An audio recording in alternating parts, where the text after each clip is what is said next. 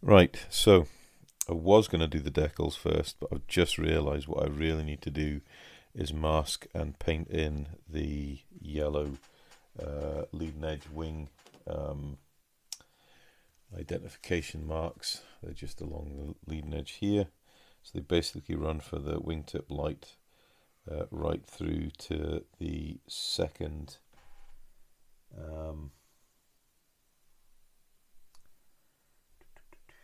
to the second gun base, so this portion of the wing here. So how are we going to do that? Well, we need to make ourselves some thinner masking tape, because thick masking tape is just not going to have enough flex in it to get around the curvature of the wing. Beauty of the Spitfire and its elliptical wing, great design, bloody awful to mask for a modeler. So anyway, so just get some 10mm tape, stick it down to the mat, try and keep it reasonably straight so we can cut straight lines from it. Use tweezers if you need to. I have a 15cm steel rule. I'm not cutting any magic number of tape, just what I think looks right.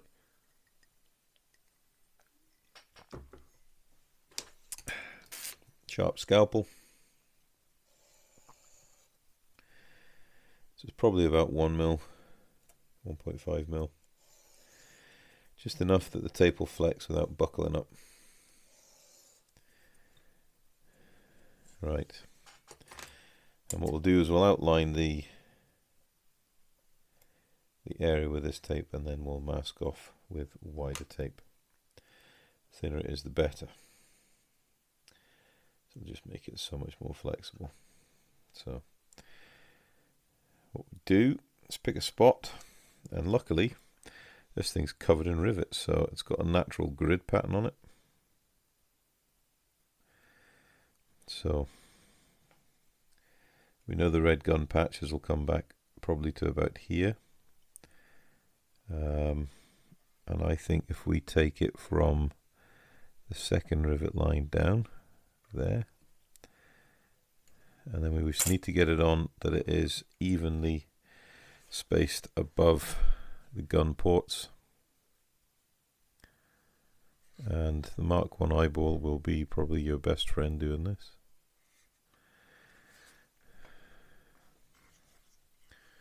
Try and get it so you can see what I'm doing.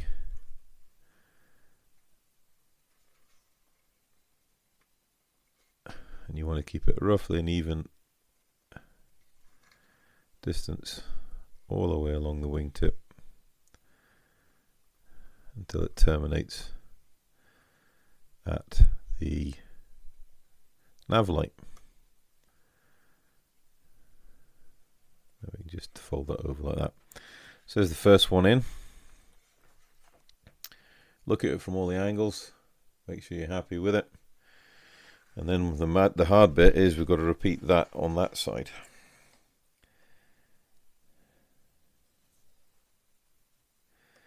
So try and pick the same spot if we can, or a similar spot for this to go.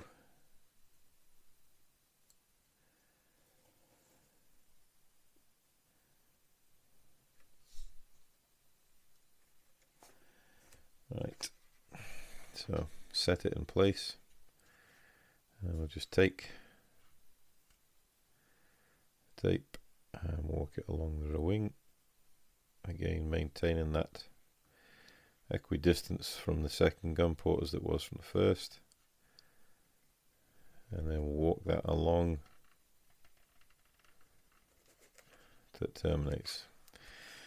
And then check to see that we're happy that the area we paint here will be our yellow demarcation and they're even and balanced. Look at all angles. I actually think I've probably got the right amount here on this side and maybe not enough on this, so you can come back in and we can just move that along slightly higher. You can see it.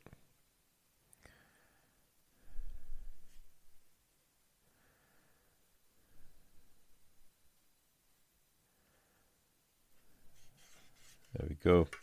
Check again. Are we happy with the distance above? Yeah, it's nearly there.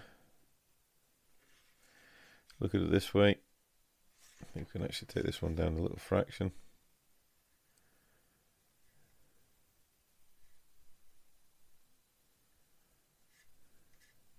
There.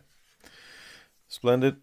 So we need to repeat this on the underside, and then we need to mask in the end pieces, and then generally mask the rest of the aircraft so that we don't get loads of white and yellow overspray. So I'm going to finish the masking and then we'll come back ready for the paint. Right, we're back, and I've loaded up my 0.20 Mobius with Mr. Hobby's German yellow, RLM yellow, whatever the color is. I can't remember the name, the code. Just going to get my cable free because it's all caught up. Air hose. So I can actually hold on 2 seconds.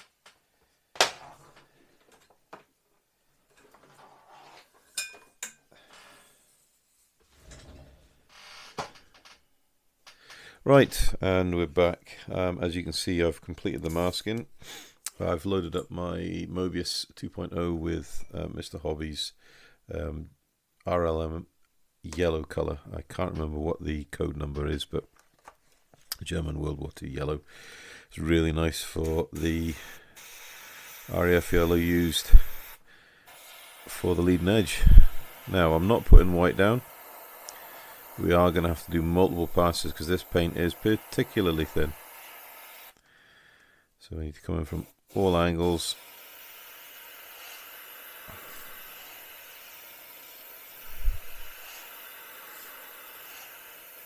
Just being mindful of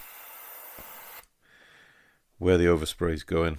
We really don't want to get yellow on any areas we don't want it, because it'll just ruin our paint, and we've worked quite hard to get where we've gotten.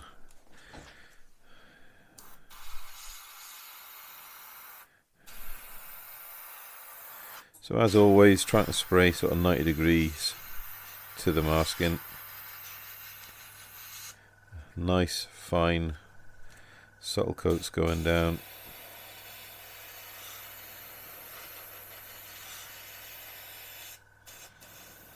We can blow down to air and just alternate between wings.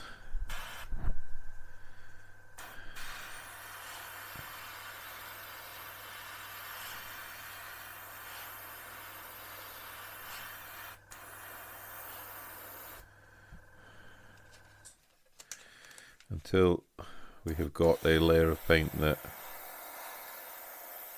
we're happy with, a nice even colour.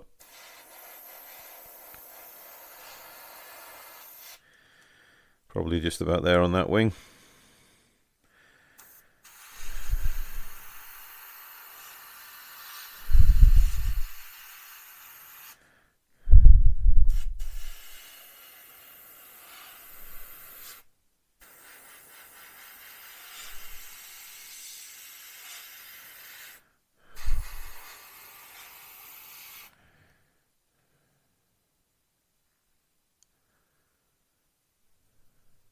Yeah, probably just a bit narrow on the mask in here, but I'll live with it.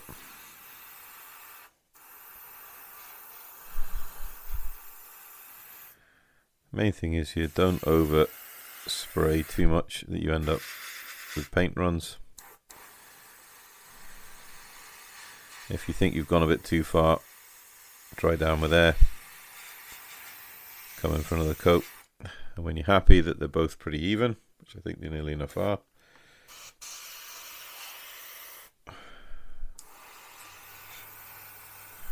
that's it. Job done. Hardly used any paint whatsoever. So I'll get the paint back in the pot and clean the airbrush. That'll give this time to flash off, and then we'll come back, unmask, and see what we've got. See you in a moment. That's the airbrush cleaned out. Get rid of anything that's got yellow paint on it. Don't want it anywhere near the model.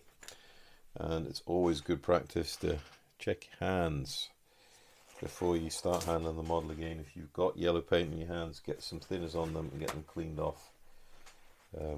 Yellow is one of the strongest pigments in the color spectrum, and it will go everywhere. It's a bit like silver paint. So before we start handling the model, let's just make sure, clean our fingers as best we can. A little IPA alcohol, just dissolve the paint, and then dry your hands off. You don't want to leave finger marks in the paint. Right, so let's unmask and see how we've gotten on. Now, I purposely didn't burnish this tape down to the wing surface. I just laid it down in the hope that it would just pull off. I've shown this tape before now. This is Tessa tape, and I absolutely love this stuff for masking. Seems a little wasteful, but I'm sorry, when it comes to this color, you can't have enough protection. I don't want to get it where we don't want it. So just gently peel back. Try and keep a very low angle on the tape, so you're reducing the amount of tape you're trying to pull off in one go, just to that small strip. And then just gently lift the tape like so.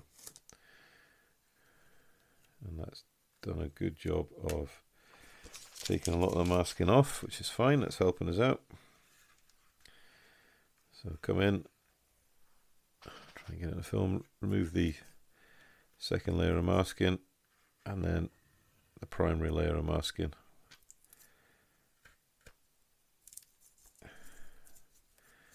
Get it out your fingers before you go to take the next piece off, and if you need to, just go in with the tweezers.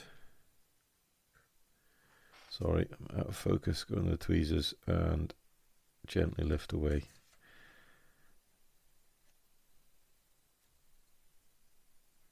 Alright, there's one leading edge yellow stripe.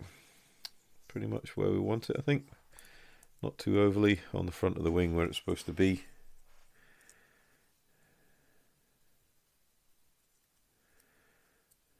Let's see how well we've gotten with mirroring it on the other side.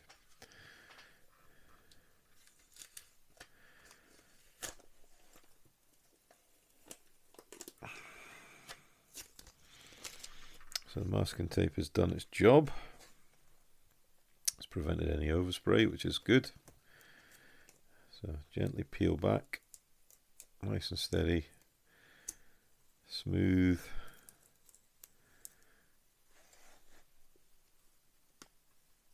Peeling action, don't want to rush it.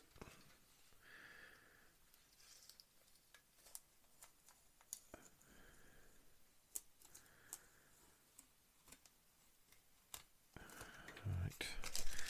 So there's the area masking off. Let's get the secondary masking.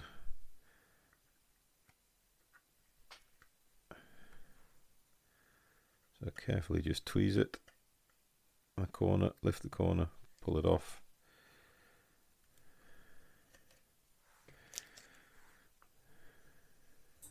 Again, just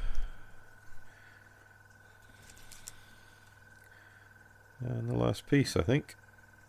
There we go. Perfect. Happy with that. Nice and even. Nice and even color as well as even shape, size and form, and that is just what we wanted. So there's the leading edge yellow identification markings in place. Right, so now we are definitely on to decaling, and I'm just going to have a quick tidy up, and we'll get the decals out and we will come back and see how we get on. So see you shortly. So we're back and we're ready. So for decaling, I am going to use Mr. Hobby's Mr. Mark Setter and Mr. Mark Softer.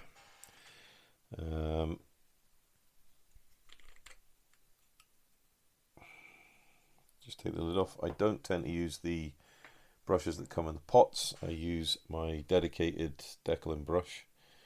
So it's an Atalieri synthetic number 4 round. And I just find you get a little more control of application of setting and softener fluids. Right, just pull out a little bit here. There we go, get you all in frame. Pair of scissors.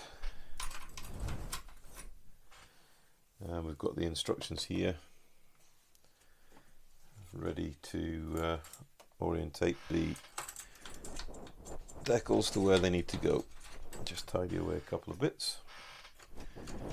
Right, so I'm going to start with the number 45s, the leading edge roundels. Now I did discuss with a couple of my channel followers about the decals and the fact that their colour is probably a little bit off. However, I was committed to building this, or committed to myself to build this kit out of the box and see what we get. So I have just decided to use the kit decals purely so I can show everybody else watching what we get. Right, I usually have a takeaway tub that I do my decaling with. I haven't got it with me today, but what I like to have is just the lid off the tub. Once I've soaked the decals in the water, then I just sit them on the lid and let them soak and release from the carrier paper. Now, again, when we're putting decals on, some folk will put down a gloss coat. Sometimes I will, but this is quite a smooth paint, so I'm going to chance it in the effort to minimize the amount of paint coverage I have on the aircraft. I don't want to lose any of the details. What I usually have handy for decaling is obviously a sharp blade, just for running over panel lines and stuff if it doesn't conform. But they, you see, are nicely moving on the backing paper, which means they are free. Now it doesn't say that they are printed by cartograph, so we'll just have to see what we see. So with the Marks setter, goes on first. I think we actually need to shake this tub up a little bit. Looking at the pigment, the sediment that's on the bottom. So I'll give this a shake.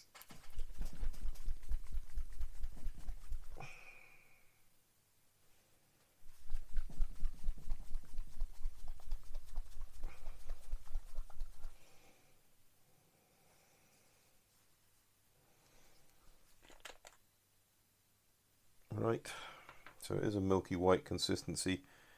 Somebody said it's got like PVA type stuff in it to help adhere the decal down. As long as it works, that's all I'm worried about. Right, so this decal will go in roughly in this area here. So in the instructions you can see this panel here, and the decal probably comes to about here, and then you've got this piece here. The decal lips over that panel line there, so we're looking at a sort of a roundel in this area here.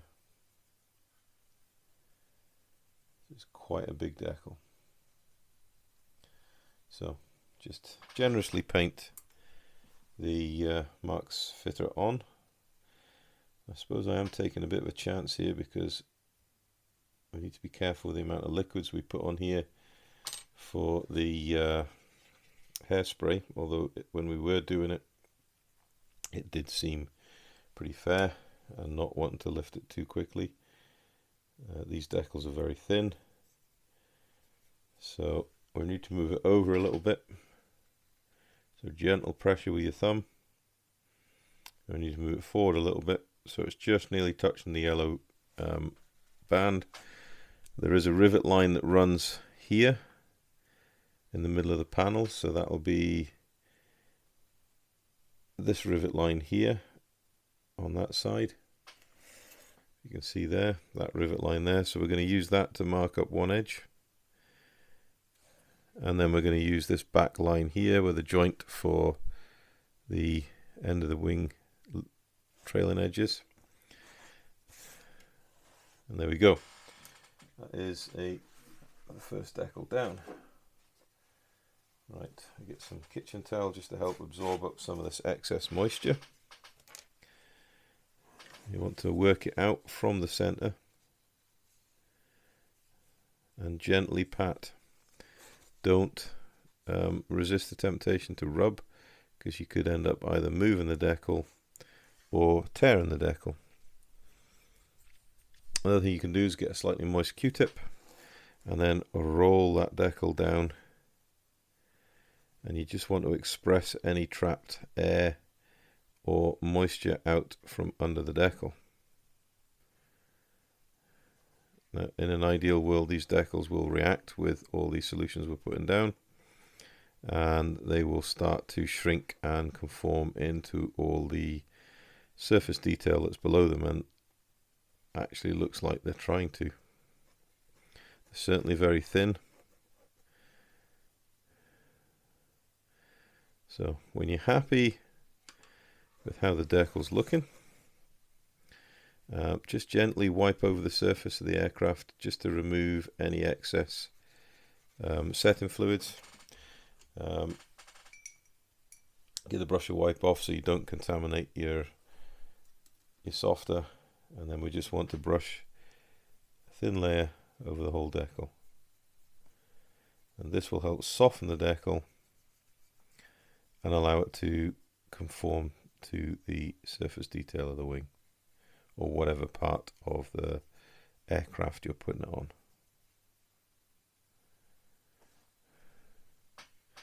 Right, so once you've done that, leave it. Don't touch it. So here we go, second one. So we have from this line here to about here, in that area there.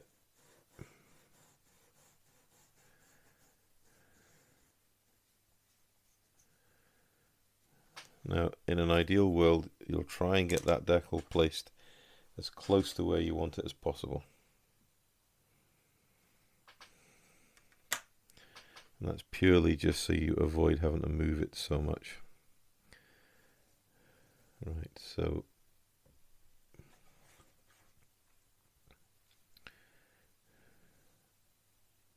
near the edge there, happy with that, touching the rivet line. Move it forward a slightly bit. No, it is really right on the edge, same as the other side. Touching the rivet line. There we go, look at that. So we need to wick out the moisture. So just with the Q-tip, we just want to roll that action to get the moisture out. We can just absorb over a larger area. See, look, I've just moved that.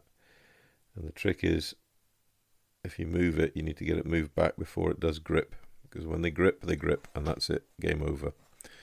Which is why it's really good to use the Q-tip. So just start from one edge of it, and just from the center, roll out the way.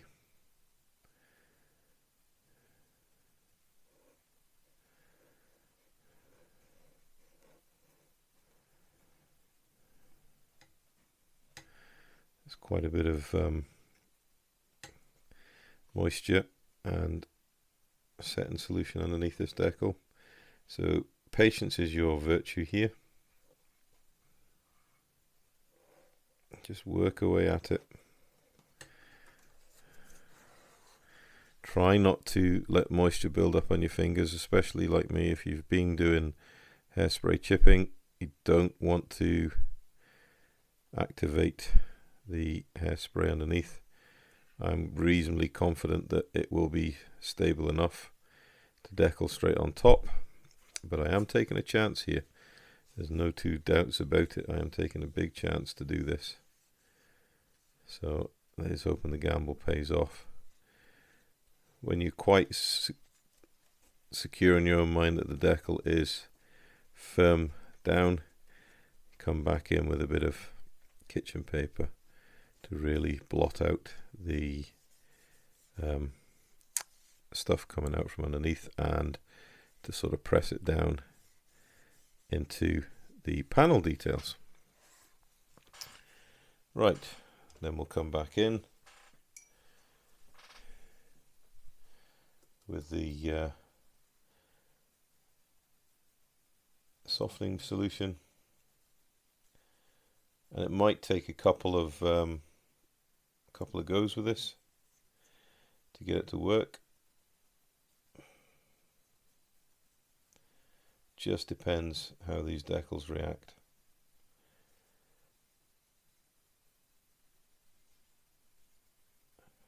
If we don't think they were reacting, then I do have a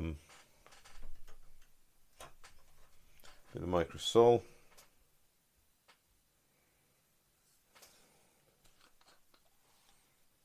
It's got a nice smell to it, so we could come and just brush in a bit of microsol over the decal.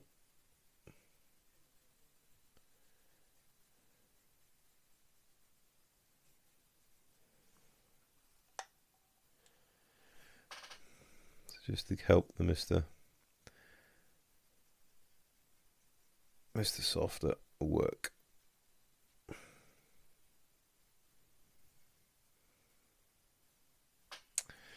So there we go, there is the first two decals on, and yeah, I can see what people are saying about the colour. That red is way off.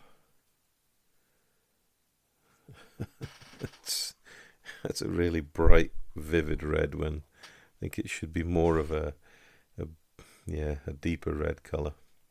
But it's what comes in the kit, it's what comes in the kit. Right, the next ones we can look at are, we'll do the underside ones. So that's number 46.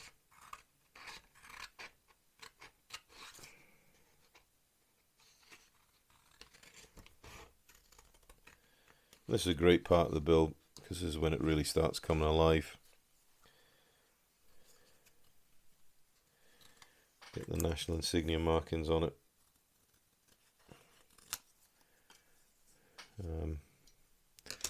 Have to say the decals certainly release nice and easily from the decal paper, the backing paper. Just think the colours are maybe slightly off. I'm sure there will be plenty of aftermarket companies that will have decal sets for this aircraft, and all the other border aircraft, and like a lot of people have said, this is a big enough model and the decals are big enough that I could quite easily cut masking templates and just mask and paint these decals on. But in the interests of finding out what this kit actually is, they are all going to get used.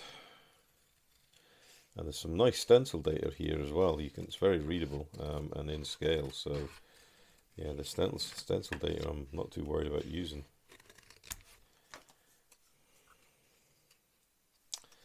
The roundels for the rear fuselage, one of them has got a little bit of damage. See here, it's got a scratch on it. So we'll have to figure out where we're going to use that. We'll have a look and see if I can use that over the radio box, or the here, and see if we can incorporate that into some sort of weathering that's attributed to ground crew accessing that hatch.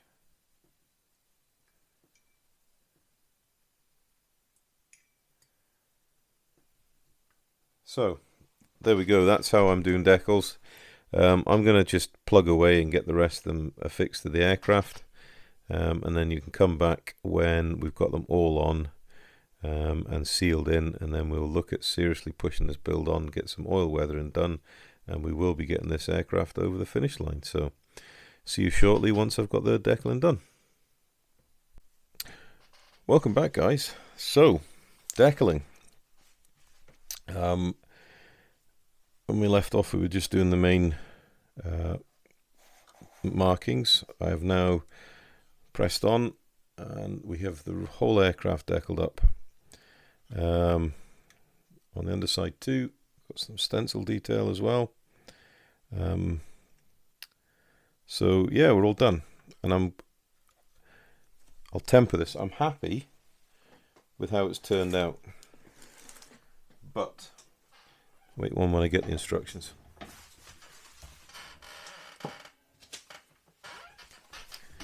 Yeah, I had a bit of an incident here. Some of the decal placement is a little off, and some of the numbers for the decals are a little off. But if you persevere, you can get them on no bother at all. They go down really, really well. They were very, very thin, but they've conformed really nicely. And as I said when I started, I just used my Mr. Setter and Mr. Softer as my two decal solutions, and they worked really well. Now, the biggest downfall with the decals I found on the underside roundels. The shapes they were trying to conform over here was just far too much for the decals, and they broke up on the white. So I've come back in with some Tamiya XF2 and Tamiya XF7, and if I remember rightly, the closest match to it was actually the royal blue, although looking at it, that one wouldn't be far off either. So you could have gone flat blue XF8 or XF3 royal blue, which actually the royal blue is probably closer to what the blue should have been. And this is the downfall with the decals. When it comes to stencil data, it's all very readable, it's perfectly in register, very minimal carrier film, very thin carrier film, so they're nearly at the point of looking painted on. They don't particularly care for any of the raised detail. That would break them up a little bit, but the color, I think, is what's drastically wrong here. And I did want to build this straight from the box so you guys can see just where we're at with them. And you can see there, they look okay. I mean, I can live with it. They look like roundels to me, but I know for a fact the color's not right. So for anyone that was, well, let's put it this way: if I was building this kit again, I would either get a different set of decals, or I would look out for a set of masks, and I'd just spray them on. It's big enough that you should be able to do that no bother at all. I have the display circle cutter, so I could probably actually make my own masks and do it that way, but I was wanting to build the kit out of the box just so we see what we got for you guys, so you can see what comes in the box. And this is what comes in the box, and you know, they're okay. You know, the fact that they've conformed beautifully, they really have. If you look down the side of the fuselage, hopefully you can see they've settled into every individual rivet hole, panel line. They do look painted on, so I'll give both of them the due on that. Conforming and in scale, yes. Color, nah. But anyway, we are where we are, and we're fully decaled. So the next job to do is to actually give the whole aircraft a satin coat to seal in the decals and also seal in the hairsprayed surface. And that's something I really did take a chance with this, in that I didn't seal the chipped model in first to isolate the hairspray layer. So it was a bit touch and go in places, and I've had to put a little bit of touch up here and there where I activated the hairspray whilst I was putting on decal solution. But I got away with the most of it. And hopefully you can see the chip-in now with the decals. It's starting to look fantastic. I'm actually really happy how well the chip-ins come out on this one. So, other things I've been working on, obviously the undercarriage I've now got together. You can see there. And hopefully you can see the oleo is really nice and shiny. And that's because I used some aluminium foil tape. And it's nothing special. All it is, you can get it from the hardware store, is sticky tape. and it's the jointing tape that builders use to seal over joints in expanded foam insulation. Like Kingspan, other proprietary brands are available. But yeah, that's all it is. I had a roll spare from when I did the house up, so I just cut a small strip, wrapped it around the oleo leg. I did try and paint them first, but it just didn't look any good. So I just put a strip of aluminium on, and I think it looks so much better. So we've got the undercarriage to go on, get it on its wheels, and get the aircraft semi-gloss clear coated, just to seal it in and give a homogeneous surface. And then we can seriously think about, I need to finish the propeller, so we've got to paint the black blades. This has been hairsprayed, so I might do a little bit of chipping on the spinner itself. And I also need to weather up the exhaust stubs, so we'll look at that too. And then generally we need to do our proprietary oil weathering and fading work, but that can only be done once we get the varnish cured. So that's the next job. I'm going to get the whole aircraft sprayed with gloss, semi-gloss clear. We're going to leave that cure for 24 hours, and then we're going to come back and we're going to start doing the oil weathering and get this bird pushed over the finish line. Okay, so we're back, and I've quickly changed the airbrush over to the 0.5mm fan cap assembly. Got the 0.28 line here. Got the undercarriage on. Looks nice. It all seems to be in line. Certainly the aircraft is sitting nicely. So I am just going to spray the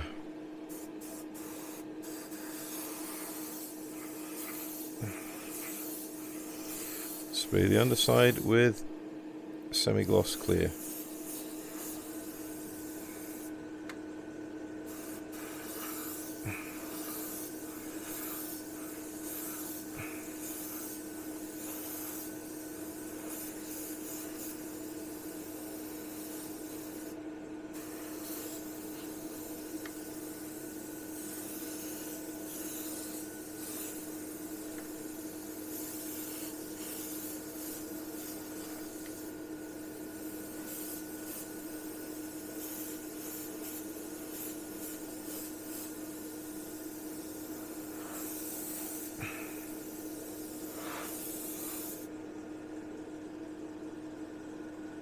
And that's the main reason I put the undercarriage on, is so got somewhere to set the aircraft whilst the the varnish is drying. So, but I think you can see that varnish is going down absolutely flawlessly, and it's really unifying the whole surface. A little touch up here I've never noticed. That's obviously where the water from the decals has leached through the paint and activated it and lifted it. So one little bit of touch up, but we can handle that. But I think that is absolutely looking beautiful. This is quite heavily thinned semi-gloss, just purely because I didn't want a thick heavy coat. I just wanted a nice light coat. But the fan cap really makes it easy to spray this stuff down. A beautiful fine wide coverage.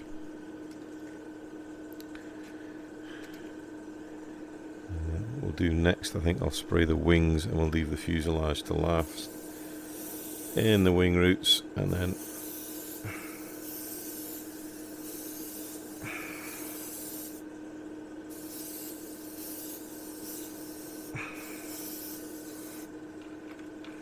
same on this side.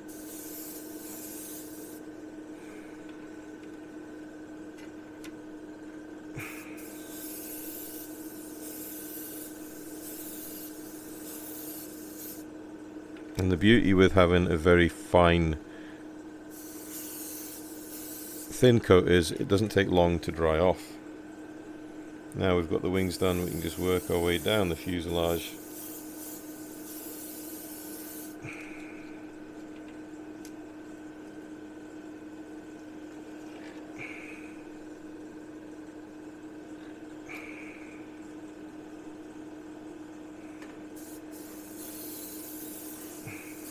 That's us out. So that was about a half a cup.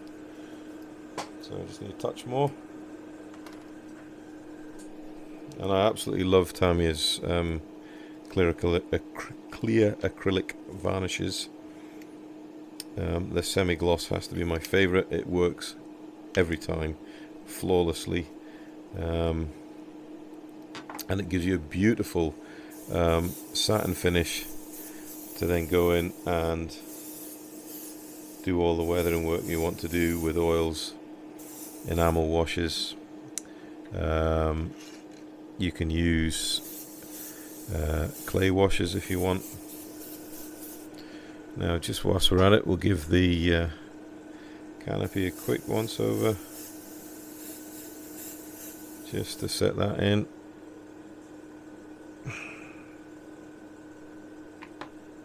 And we'll give the front canopy a quick once over.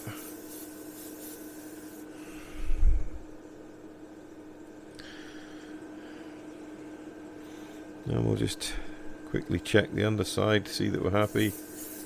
Everything's had an even, fair coat.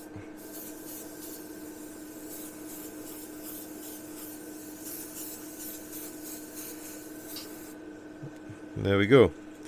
Now that, and this is where you have to be careful, and this is why it needs to be sealed. So we've got a little bit of repair work to do here on the wing where it's activated the hairspray chip and fluid. Don't know if you can see that there on the front wing. So a little bit of repair work, but I can handle that when we can do that. I'll probably just do that off camera, and then once this is all cured up, we'll come back and we'll start the weathering process. So we'll see you shortly.